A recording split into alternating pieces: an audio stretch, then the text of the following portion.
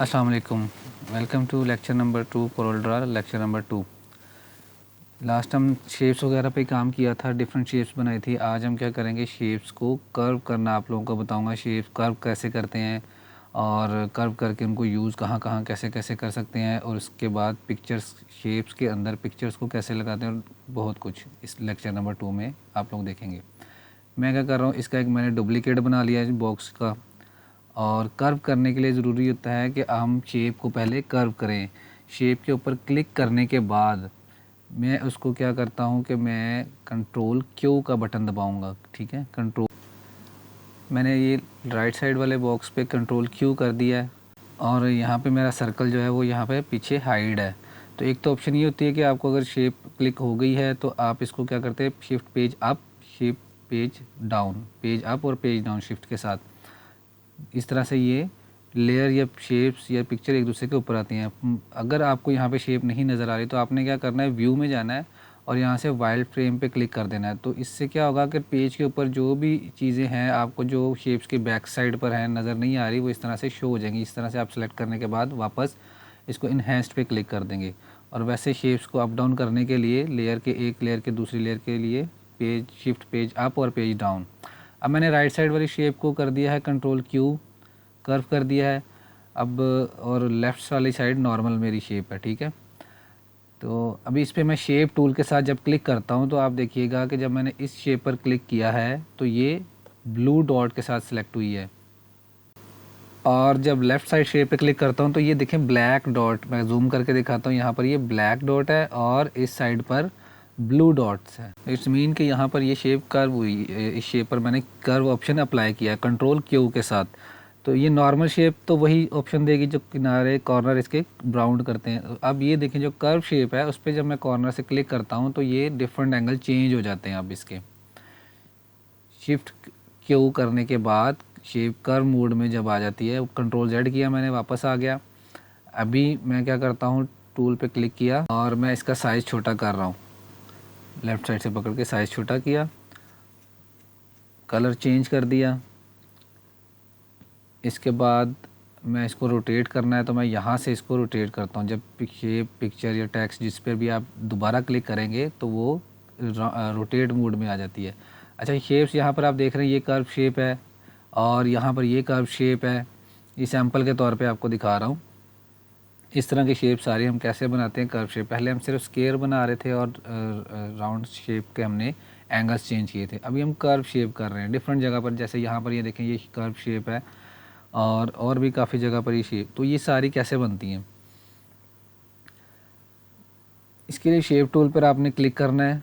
ठीक है, और यहाँ पर आपको मैं एक कॉर्नर से पकड़ के अगर नीचे करता हूँ तो ये शेप इस तरह से बन जाती है। मैं मिड में क्लिक करता हूँ तो ये ब्लैक डॉट बन गया। ठीक है, थोड़ा साइज़ बड़ा करके मैं आपको चेक करवाता हूँ। शेप टूल पे गया और लाइन के मिड पे क्लिक किया तो ये ब्लैक डॉट बन गया। और यहाँ पर ये देखें कन्वर्ट टू कर्व की ऑप्शन आएगी, तो उससे क्या होगा, ये दो एरोज़ के साइन आ जाएंगे। जिन एरो से मैं पकड़ के शेप्स को अप डाउन कर देता हूँ, यहाँ पर मैं ऊपर दोनों एरोज़ ऊपर करूँगा तो ये कर्व इस तरह से हो जाएगा।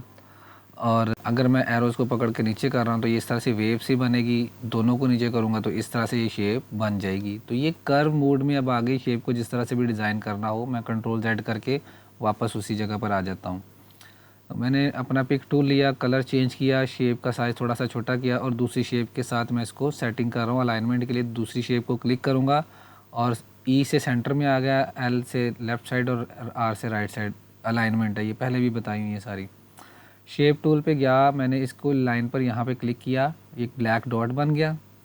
कन्वर्ट टू कर्व टूल पे क्लिक किया और ये दो एरोज़ आ गए मेरे पास। तो मैं इसको यहाँ से ऐसे कर्व करता हूँ तो ये देखें यहाँ पर एक आपको एक वेव शेप मिल गई है। नीचे की तरफ करूँगा तो ये दोनों इस तरह से राउंड में आ जाएंगे। और ऊपर की तरफ करके मैं जिस एरो को, जहाँ पे शेप को जितना ड्रॉ करना है आप उतना एरोज़ को लेफ़्ट राइट अप डाउन करके शेप को अपनी ज़रूरत के मुताबिक ड्रॉ करते हैं। तो मैं इसकी आउटलाइन ख़त्म कर दी है मैंने। अभी शेप को मैं डुप्लीकेट बना दिया, ड्रैग करके राइट क्लिक किया और उसका डुप्लीकेट बन गया। अब इस शेप को दूसरी शेप के ऊपर रख के मैं डिफरेंट कलर करके, तो अब ये देखें कि दो शेप्स मेरी बन गई हैं और इस तरह से अलग अलग एक नया डिज़ाइन सामने आ गया है। तो मैं इसको शेप को डिलीट किया, इस शेप को उठा के मैं दूसरी साइड पे लाया और राइट क्लिक करके डुप्लीकेट बना दी। तो यहाँ से आप उसका एंगल चेंज कर सकते हैं। शेप को रोटेट, हॉरिजॉन्टल, वर्टिकल करने के लिए ये दो ऑप्शंस हैं। तो इस तरह से ये मैं अब कंट्रोल Z करके वापस आया, डिलीट किया इनको, इसको थोड़ा सा साइज़ में छोटा कर रहा हूँ और यहाँ पर मैं अब इसकी कर्व मोड को थोड़ा सा और चेंज करने की कोशिश करता हूँ। यहाँ पे क्लिक किया, वो एरोस शो हो जाएंगे। अब इसको मैं थोड़ा सा मज़ीद कर्व में कन्वर्ट कर रहा हूँ। अब इसको मैंने क्लिक किया, यहाँ पे ड्रैग करके राइट क्लिक करूँगा तो डुप्लीकेट बन जाएगा इसका, और उसको हॉरिजॉन्टल या मिरर इफेक्ट के लिए यहाँ पर आप क्लिक करेंगे तो ये आमने सामने। अब यहाँ पर दरमियान में अगर आप देख रहे हैं तो एक और न्यू शेप भी ड्रॉ हो गई है, लेफ़्ट राइट पे एक अलग शेप है। हम इनको भी अलग अलग कर सकते हैं, दोनों को। दरमियान की जो पर्पल शेप नज़र आ रही है, हम इसको भी एक अलग से कर सकते हैं स्मार्ट फिल टूल से। वो आगे चल के मैं नेक्स्ट लेक्चर में स्मार्ट फिल टूल भी बताऊँगा आपको। तो इस शेप को मैं यहाँ पे साइड पे करके, अब ये वर्टिकल और हॉरिजॉन्टल अगर मूव करना हो तो आप यहाँ से इसको कर सकते हैं, वर्टिकल और हॉरिजॉन्टल, ठीक है। और इसको क्लिक किया दोबारा से, और तो ये रोटेशन मोड में आ जाएगा। अब इसको मैं रोटेट कर देता हूँ यहाँ पर 90 डिग्री एंगल पर। यहाँ पर इसको डिलीट कर दिया। इस शेप को दोनों को सिलेक्ट किया और सेंटर के लिए E और बॉटम के लिए B का बटन दबाऊँगा। अगर मुझे बॉटम में यूज़ करनी है तो इस तरह से, और टॉप पे यूज़ करनी है तो मैं इसको वर्टिकली चेंज कर दूंगा यहाँ से। तो अब टॉप व्यू में इस तरह से ये शेप यूज़ होगी। मैं इसका एक डुप्लीकेट बनाता हूँ और उसका कलर चेंज कर दिया मैंने। तो ये शेप अब यहाँ पर इस तरह से यूज़ कर सकते हैं हम लोग। जो जिस तरह का डिज़ाइन है आप उसको यूज़ कर सकते हैं।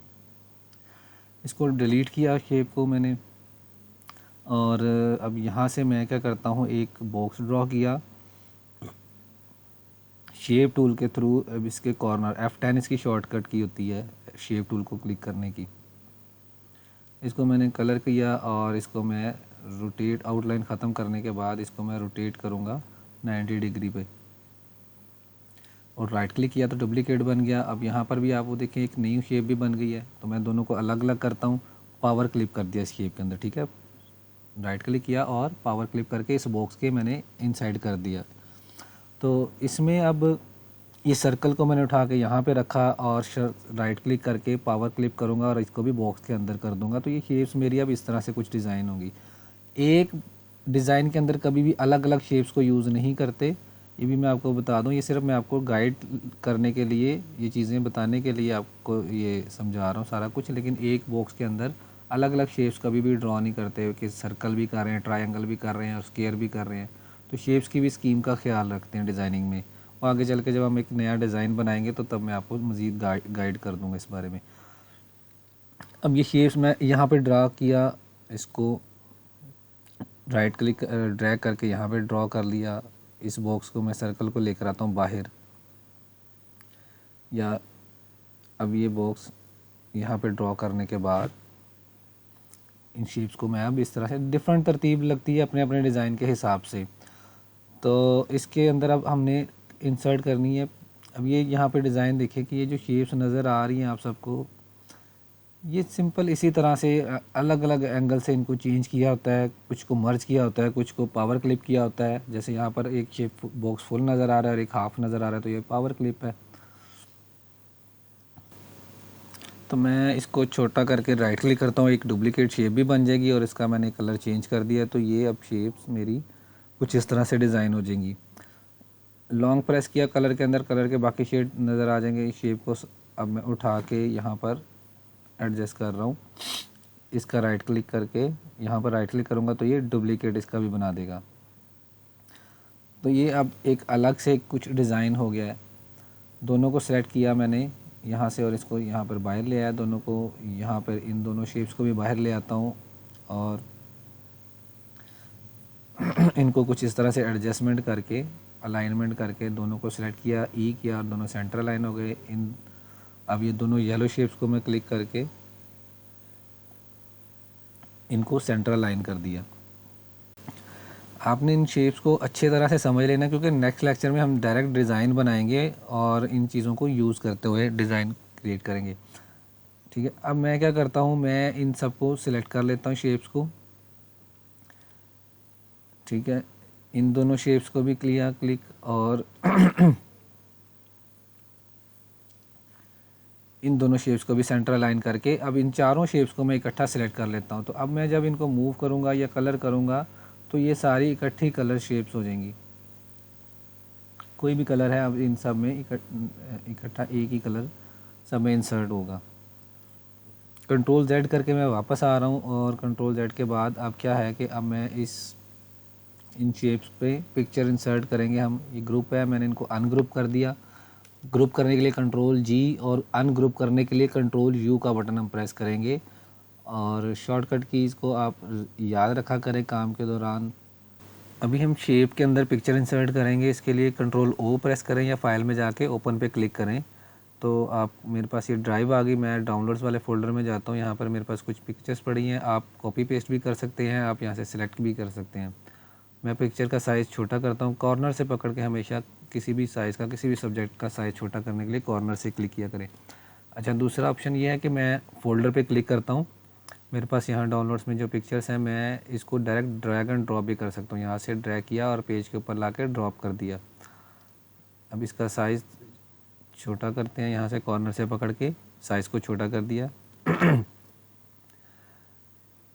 और अब ये साइज़ के हिसाब से जिस सर्कल में मैंने पिक्चर करनी है या स्क्वायर में करनी है, जिसमें भी करनी है, इसके लिए मैं क्या करूँगा, पिक्चर को यहाँ से मैं राइट क्लिक करके पिक्चर के ऊपर राइट क्लिक किया, पावर क्लिप की ऑप्शन आ जाएगी, राइट क्लिक, पावर क्लिप, और जिस शेप में करना है उस शेप पर क्लिक कर देंगे तो वो पिक्चर जो है उस शेप में पावर क्लिप हो जाएगी।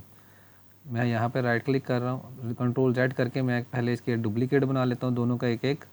और अब मैं राइट क्लिक किया, पावर क्लिप, और इस सर्कल में मैंने क्लिक कर दिया डायमंड शेप में। यहाँ पर भी राइट क्लिक और पावर क्लिप, और ये सर्कल में आ गई शेप। यहाँ पर मैं इस बॉक्स में पावर क्लिप करता हूँ और यहाँ से साइज़ बड़ा करके फिनिश पे क्लिक करूँगा तो ये अब कुछ इस तरह से नज़र आएगी। कंट्रोल Z करके मैं वापस आ रहा हूँ, और ये डिफरेंट शेप्स के अंदर जब पिक्चर्स इंसर्ट करके हमने यूज़ करना होता है तो इस तरह से पिक्चर्स को शेप्स के अंदर, किसी भी शेप के अंदर आप पिक्चर को सेम मेथड से आप इंसर्ट कर सकते हैं। अब यहाँ पर आउटलाइन लगानी है तो आप लगा सकते हैं, क्योंकि शेप है, शेप के अंदर अगर आप पिक्चर लगा रहे हैं तो आप आउटलाइन यूज़ कर सकते हैं। यहाँ पर इस सर्कल का साइज़ थोड़ा छोटा किया मैंने और राइट क्लिक करके मैं आउटलाइन लगाई, और यहाँ से आउटलाइन का साइज़ इंक्रीज़ कर रहा हूँ मैं।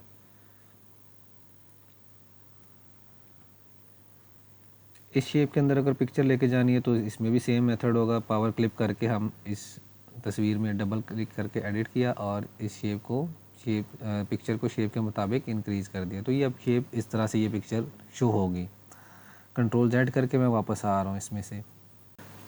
अब हम इसमें टेक्स्ट ऐड करेंगे। टेक्स्ट हम किसी भी, हम प्लेन भी ऐड कर सकते हैं, हम शेप के मुताबिक कर सकते हैं।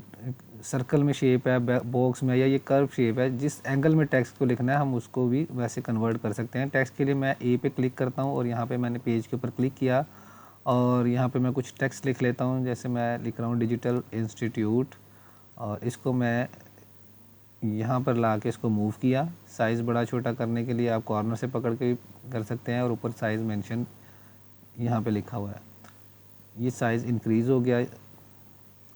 और इसको अब यहाँ पे सेंटर में सेट करने के बाद यहाँ से मैं फ़ॉन्ट स्टाइल चेंज कर सकता हूँ। कोई भी फ़ॉन्ट स्टाइल है जो आप यहाँ से आपने इंस्टॉल किया। मैं कैलिबरी फ़ॉन्ट यूज़ कर रहा हूँ। कैलिबरी डिसेंट फ़ॉन्ट है और हमेशा छोटा टेक्स्ट लिखा करें ब्रांड डिज़ाइनिंग के लिए। फ़िलहाल मैं आपको समझाने के लिए इनको अलग अलग एंगल्स में यूज़ कर रहा हूँ। यहाँ से आप बोल्ड कर सकते हैं, इटैलिक कर सकते हैं, अंडरलाइन कर सकते हैं। मैं फ़िलहाल सिंपल इसको टेक्स्ट को लिख के ये साइज़ छोटा किया और यहाँ पर मैं इसको एडजस्ट कर देता हूँ।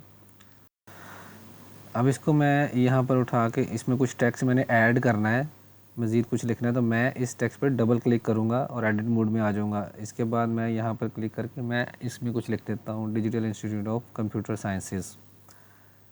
ये सारा मैंने लिख लिया। अब मैं इसको कैपिटल वर्ड करने हैं, सेंटेंस केस बनाना है, स्मॉल लेटर अल्फ़ाबेट को करना है, तो उसको लिए राइट क्लिक करेंगे, एडिट मोड में राइट क्लिक करेंगे और यहाँ पर चेंज केस में जाके मैं इसको केसेस को चेंज कर सकता हूँ। अपर केस कर दूंगा तो ये तमाम अल्फ़ाबेट्स कैपिटल हो जाएंगे। स्मॉल केस करूँगा या टाइटल केस करूँगा तो यहाँ से आप इनको, अपने टेक्स्ट को चेंज कर सकते हैं मर्ज़ी के मुताबिक। जिस तरह से मोस्टली टाइटल जो होते हैं वो कैपिटल वर्ड में ही सूट करते हैं।